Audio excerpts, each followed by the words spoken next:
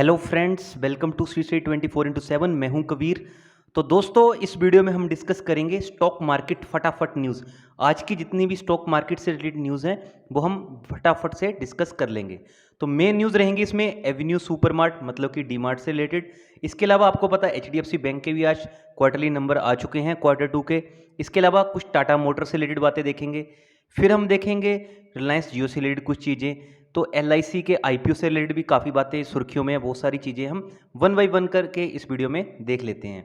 तो सबसे पहले डिस्कस करेंगे एवेन्यू सुपरमार्ट से रिलेटेड। तो आप देख सकते हैं किस हिसाब से फ्राइडे को यहाँ पे हमें क्लोजिंग देखने को मिली थी, पॉजिटिव रिटर्न्स के साथ यहाँ पे क्लोजिंग देखने को मिली थी। अब आ जाते हैं दोस्तों, आज इनके बेसिकली क्वार्टरली रिजल्ट आया, तो देख लेते हैं कैसे रहे हैं इनके क्वार्टरली रिजल्ट। तो आप देख सकते हैं Avenue Supermart Q2 results, profit drops 30% to ₹199 crore. तो अगर देखा जाए इनका, तो ईयर ऑन ईयर बेसिस पे इनका कुछ यहाँ पे हमें प्रॉफिट कम होता हुआ देखने को मिल रहा है। बट इनका जो क्वार्टरली प्रॉफिट आया, जो प्रीवियस क्वार्टर के कंपैरिजन जो इस क्वार्टर का प्रॉफिट है वो 4 to 5% हमें इंक्रीज होता हुआ देखने को मिल सकता है। वो इंक्रीज ऑलरेडी हो चुका है। तो दोस्तों, मंडे के दिन प्रोबेबिलिटी ये है कि इस शेयर में हमें पॉजिटिविटी आती हुई देखने को मिल सकती है। अगर मार्केट स्टेबल रहती है तो यहाँ पे हमें ग्रीन निशान दिखता हुआ देखने को मिल सकता है। ये नहीं है कि आप मंडे के दिन डायरेक्टली यहाँ पे इंट्राडे स्टार्ट कर दें, वेट कीजिए। मैं हमेशा तभी आपको कहता हूँ, आपको लॉन्ग टर्म के लिए हर एक स्टॉक में इन्वेस्टमेंट करनी चाहिए। शॉर्ट टर्म में आप पैसा गवा के बैठ जाओगे और बाद में यही बोलोगे कि स्टॉक मार्केट में मेरा नुकसान हो गया। तो अभी देख लेते हैं न्यूज़ इसके बारे में। Radha Krishna Damani led Avenue Supermart on Saturday reported है 38.39% fall in consolidated net profit at ₹199 crore in September quarter. तो बेसिकली इनका जो लास्ट ईयर के कंपैरिजन भी देखा जाए तो इस बार प्रॉफिट में कमी हुई है, बट इनका क्वार्टर ऑन क्वार्टर बेसिस में इंक्रीज देखने को मिला। दोस्तों, आपको पता होगा फर्स्ट क्वार्टर में कंपनी को नुकसान इसलिए हुआ था क्योंकि आपको पता है सिर्फ इसेंशियल प्रोडक्ट्स ही बेच रहे थे। अगर आपने डीमार्ट के अगर शोरूम में विजिट भी किया होगा तो आपने देखा कि वहाँ सिर्फ इसेंशियल चीज़ें बिक रही थी, नॉन इसेंशियल चीज़ें बंद थी। इवन सेकेंड क्वार्टर के भी कुछ टाइम पीरियड में हमने देखा काफ़ी टाइम बाद, इवन जुलाई अगस्त के बाद ही ये काफ़ी जो इसेंशियल और नॉन इसेंशियल चीज़ें दो बिकनी स्टार्ट हुई हैं। तो इसलिए कंपनी बेसिकली स्ट्रेस में देखने को मिल रही थी। हो सकता है जिस हिसाब से कंपनी ने पॉजिटिव डॉक्यूमेंट्री दी है तो आने वाले टाइम में अच्छा प्रॉफिट भी दिखाए और फिर से हमें डीमार्ट में रैली देखने को मिले। अभी थोड़े से रिजल्ट डिस्कस कर लेते हैं। The consolidated total revenue for the quarter declined 11.3% year on year to ₹5306 crore from ₹599 crore in the year ago quarter। तो यहाँ पे हमें कंसोलिडेटेड टोटल रेवेन्यू भी कम होता हुआ देखने को मिला। दोस्तों, जब सेल्स के नंबर ही नहीं रहेंगे, क्योंकि मैं आपको हमेशा बताता हूँ जब तक कंपनी की सेल्स नहीं बढ़ेगी तब तक उसका रेवेन्यू नहीं बढ़ेगा, रेवेन्यू नहीं बढ़ेगा ग्रोस प्रॉफिट नहीं बढ़ेगा, ग्रोस प्रॉफिट नहीं बढ़ेगा तो नेट प्रॉफिट नहीं बढ़ेगा। अब डीमार्ट में नॉन एसेंशियल चीज़ें बिक ही नहीं रही थी तो कहाँ से उनका रेवेन्यू बढ़ता और कहाँ से उनका ग्रोस प्रॉफिट बढ़ता। तो ये सारी चीज़ें कंपनी ने फेस की हैं। आप देख सकते हैं सीईओ एंड एमडी ने कंपनी के जो हैं एन नोरोना जी, उन्होंने कहा है said the company's business has been some improvement and it continues to gradually progress towards pre pandemic level. तो ये प्री पेंडेमिक लेवल की ओर चल पड़े हैं, मतलब जो कोविड से पहले था हो सकता है जल्दी वहां तक ये पहुंच जाए। अभी आपको पता है दिवाली का भी सीजन है, तो दिवाली के सीजन में हमें लगता है कि यहाँ पे और अच्छी यहाँ पे ग्रोथ देखने को मिल सकती है। और मैं एक्सपेक्ट करता हूँ कि थर्ड क्वार्टर में ये बहुत अच्छे रिजल्ट यहाँ पे फर्स्ट और सेकंड क्वार्टर के कंपैरेटिवली पेश कर सकते हैं। तो month on month sales have improve during this quarter. August was better than July and September was better than August. तो वही है, जैसे जैसे मंथ बीत रहे हैं तो पुराने मंथों का जो इनका कंपैरिजन है वो अच्छा होता हुआ देखने को मिल रहा है। आप देख सकते हैं नेक्स्ट में वही बात बोलिए, demand for FMCG and staples remained robust. The company said nothing that the September sales of all stores exceed September 2009 sales for FMCG staple. तो दोस्तों, मेन अभी इनको कंपटीटर कहाँ से मिल चुके हैं, इनको मिल चुका है तो रिलायंस का जो जियो मार्ट है और जो टाटा अपनी सुपर ऐप लेके आए उससे। अगर जहाँ पे राधा कृष्ण दमानी जी की तरफ से भी कुछ ऑनलाइन प्लेटफॉर्म को तैयार किया जाता है तो डेफिनेटली कंपनी यहाँ पे और अच्छी हुई में आ जाती हुई देखने को मिल सकती है।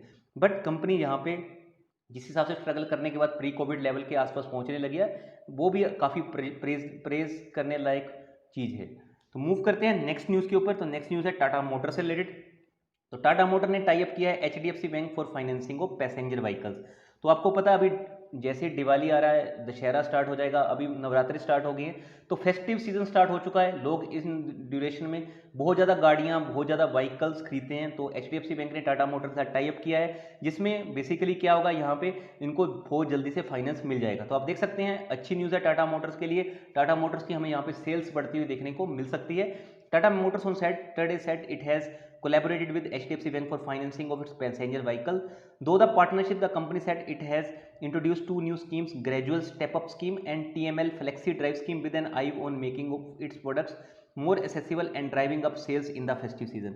तो दोनों कंपनियां अच्छा यहाँ पे ग्रो करते हुए देखने को मिल सकती है। दोनों कंपनीज के हमें अच्छे रिजल्ट आते हुए आने वाले टाइम में देखने को मिल सकते हैं। इवन HDFC बैंक के Q2 के रिजल्ट आ चुके हैं, वो भी हम आगे डिस्कस कर लेंगे। तो उससे पहले ये चीज़ भी बतानी जरूरी थी कि यहाँ पे जिस हिसाब से टाटा मोटर्स लगातार अपने आप को इवोल्व करती जा रही है, तो अगर कंपनी कुछ टाइम बाद अगर यहाँ पे डेट फ्री भी हो जाती है तो बहुत जल्दी कंपनी हमें बहुत शानदार यहाँ पे रिटर्न्स देते हुए देखने को मिल सकती है।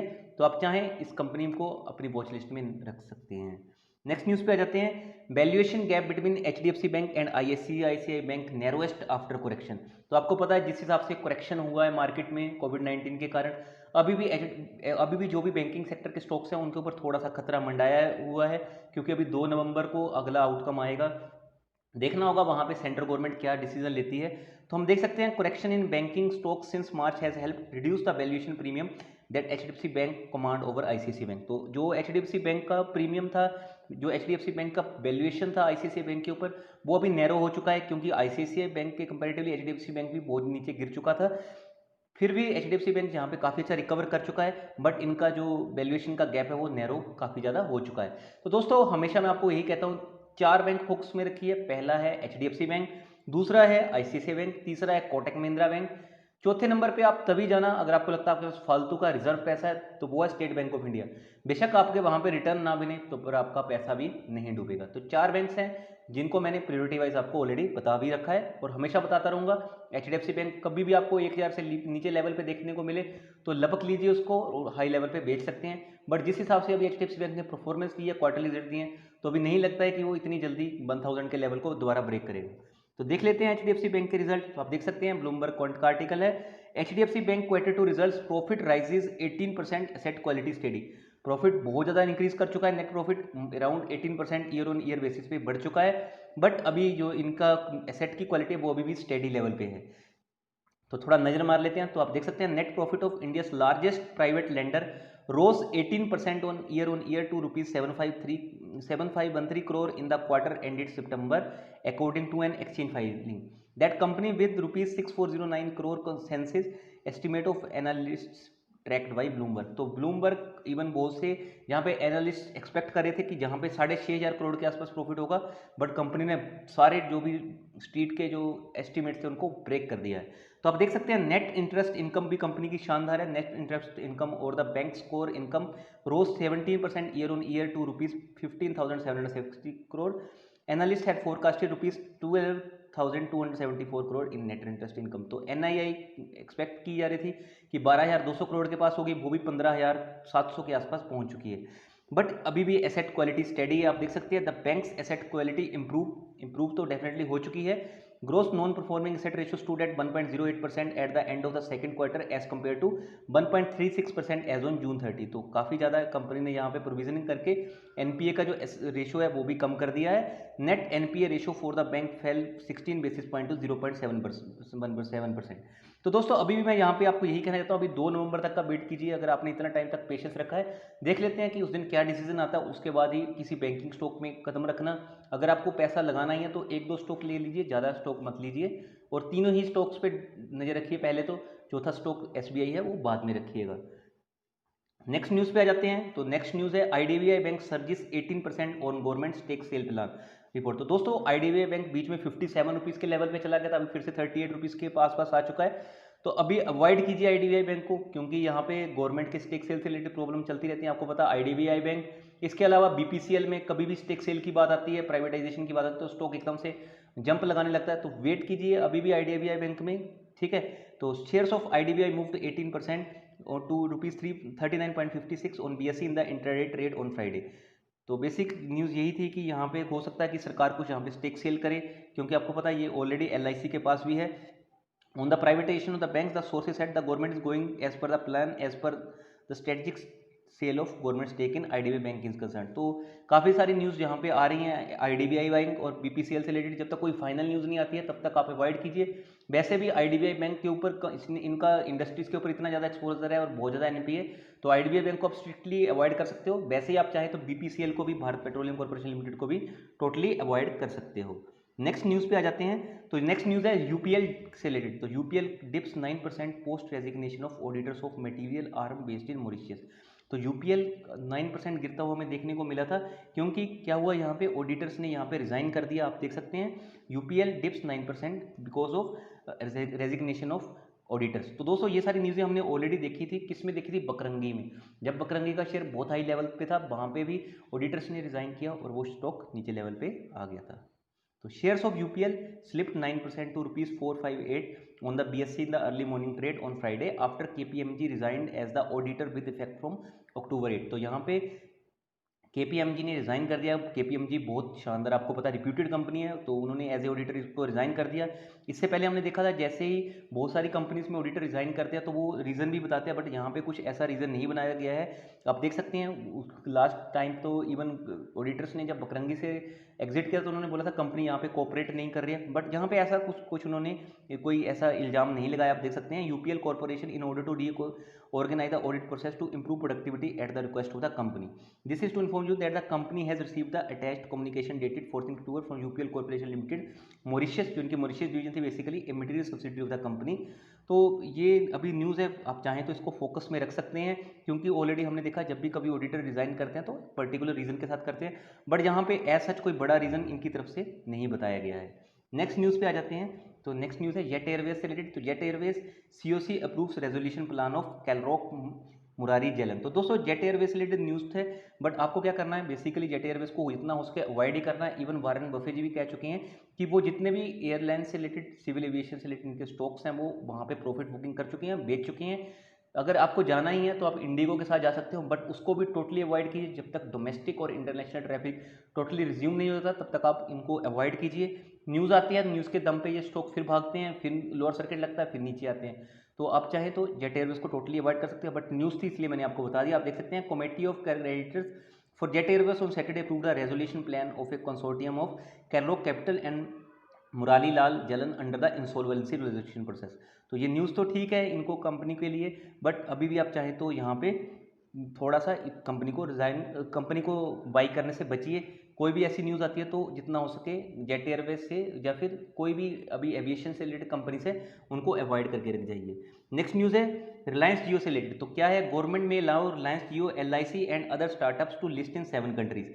तो यहाँ पे न्यूज़ चल रही है कि LIC का IPO और रिलायंस जियो का IPO अदर कंट्रीज में आ सकता है, मतलब कि भारत में नहीं, अदर कंट्रीज में। इसके अलावा 7 और कंट्रीज को भी यहाँ पे लिया जा सकता है। तो आप देख सकते हैं government has paved the way for overseas listing of largest Indian companies such as Reliance Jio, Life Insurance Corporation, startups, easing several norms to facilitate the process। अभी बाकी कौन सी कंपनी है उनका नाम यहाँ पे क्लियरली नहीं देखा गया है, बट ये आप देख सकते हैं कि कौन कौन सी कंट्री में ये बेसिकली लॉन्च किया गया जाएगा, वो इन्होंने कंपनीज आगे बता रखी हैं। आप देख सकते हैं according to report in the Times of India, the ministry of corporate affairs and the department of economic affairs have agreed to do away with the contentious clause of dual listing.